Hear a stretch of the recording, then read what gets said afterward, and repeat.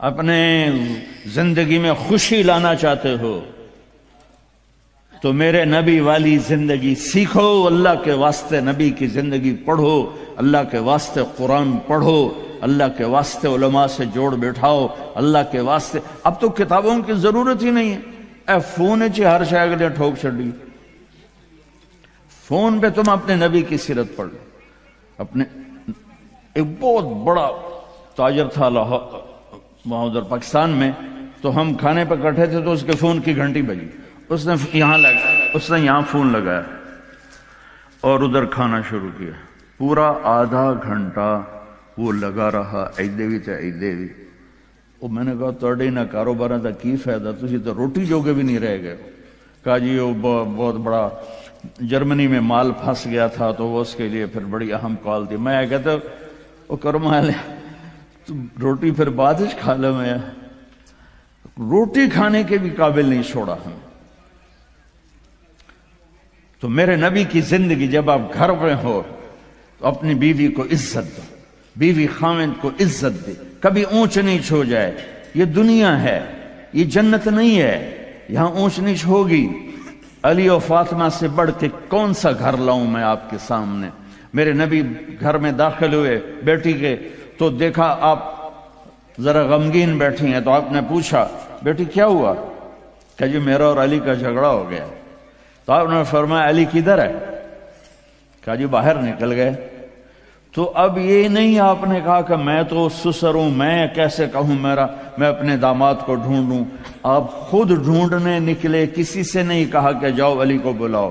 جب گئے تو وہ مسجد میں لیٹے ہوئے تھے اور کمر پہ مٹی لگی تھی، تو آپ نے پیار سے کہا ابو تراب اٹھو۔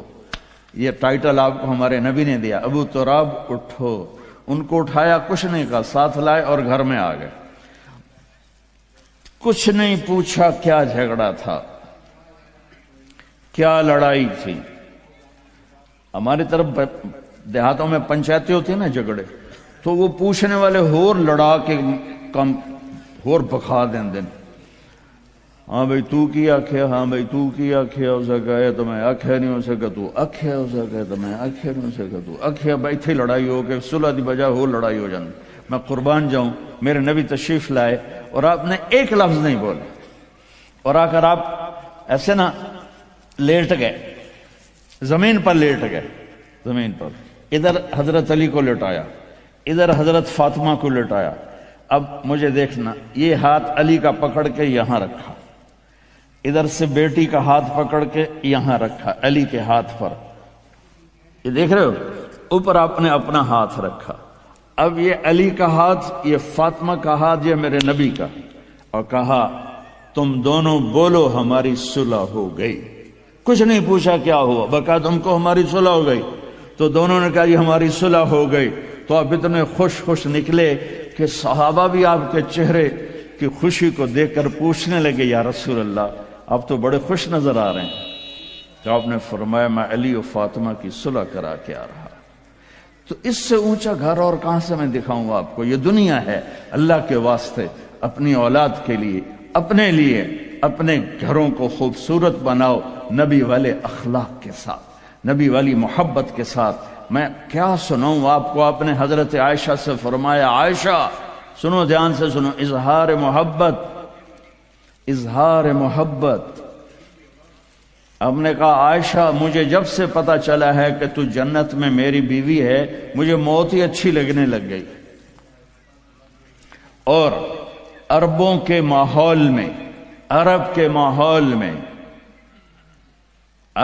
ماحول میں کوئی یہ کہتا مجھے بیوی سے عشق ہے تو عیب سمجھتے تھے، اور کوئی کہتا میری محبوبہ ایسی تو کہتے واہ واہ۔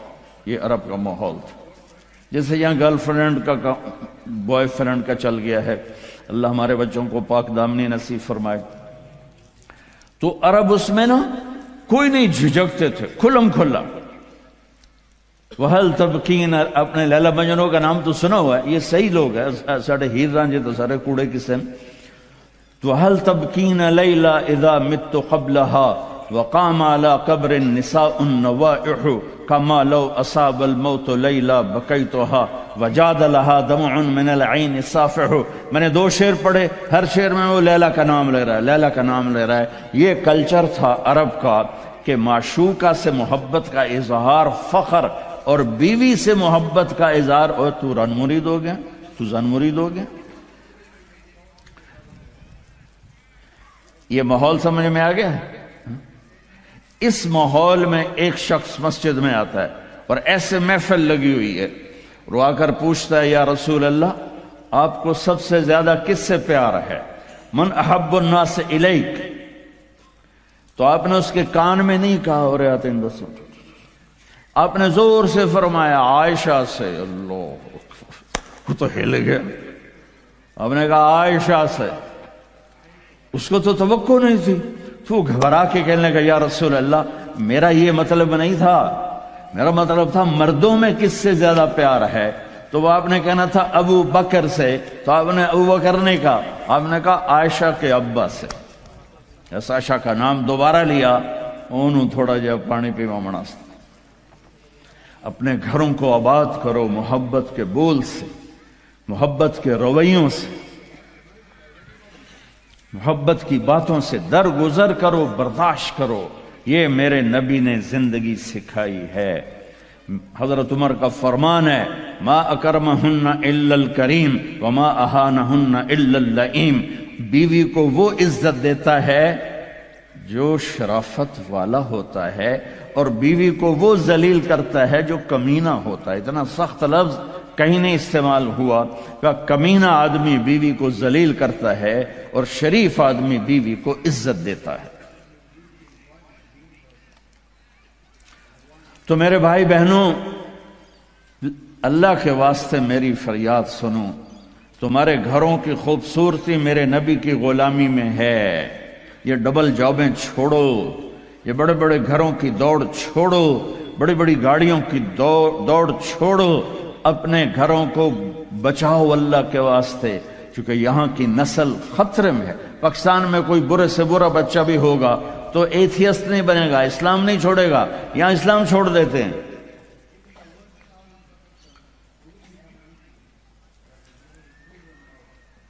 میں آپ کو اپنے گھر کی بتا رہا تھا. ایک بچہ مجھے ملنے آیا، کہنے لگا جی میں نے پورے پاکستان میں ٹاپ کیا ہے ایف ایس سی میں، اور کنگ جو ٹاپ کرتے ہیں وہ کنگ ایڈورڈ میڈیکل یونیورسٹی میں جاتے ہیں.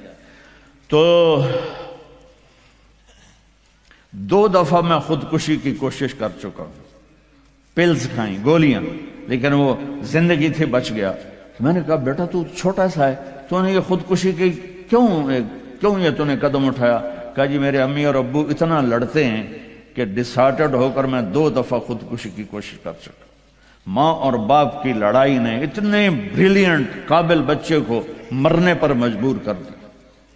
کوئی بھوک نہیں تھی، سوکھے تھے، اچھے خوشحال گھرانہ تھا، لیکن خامد بھی بد زبان، بیوی بھی بد زبان، تو بچے خودکشی پہ آ گئے. بھائیو اگر آپ اپنے آپ کو خوبصورت بنانا چاہتے ہو، دیکھو میں ہاتھ جوڑتا ہوں، سب دیکھو، اس زبان پہ قابو پالو. یہ زبان خوبصورت ہو گئی، دل جڑ جائیں. یہ چند روزہ زندگی ہے. میرے نبی کی 2 سنتیں لے لو. ایک زبان پہ قابو، یہ اس زبان پہ قابو پالو، اس زبان پہ قابو پالو، اس زبان پہ قابو پالو، تو آپ کے گھروں کے 90% مسائل ختم ہو جائیں گے. اور دل کو سب سے صاف رکھو، اور اپنے ایک دوسرے کا ہاتھ بٹھاؤ. اپنے بچوں کو اپنی دولت سمجھو، ان کو یہاں اچھا مسلمان بنا کے چھوڑو. اب یہ نسل یہاں رہنے والی ہے، واپس نہیں جائے گی. نہ تم جاؤ گے نہ تمہاری نسلیں جائیں گی. ایک پٹھان کوئی بیٹھا ہو تو پہلے معافی مانگتا ہوں. تو ایک پٹھان کا خرگوش گم ہو گیا، تو لوگوں نے افسوس کیا کہ خان جی آپ کا تو خرگوش گم ہو گیا. تو وہ کہنے لگا ارے بھائی غم نہ کرو، ہم نے اس کو نسوار کھلایا ہوا ہے، جب نشہ ٹوٹے گا ہمارے پاس ہی آئے گا. تو تمہیں آسٹریلیا کی نسوار لگی یا تم پاکستان واپس جاؤ گے؟ نہیں جاؤ گے، ادھر ہی رہو گے. لہذا یہاں اس طرح زندگی سیکھو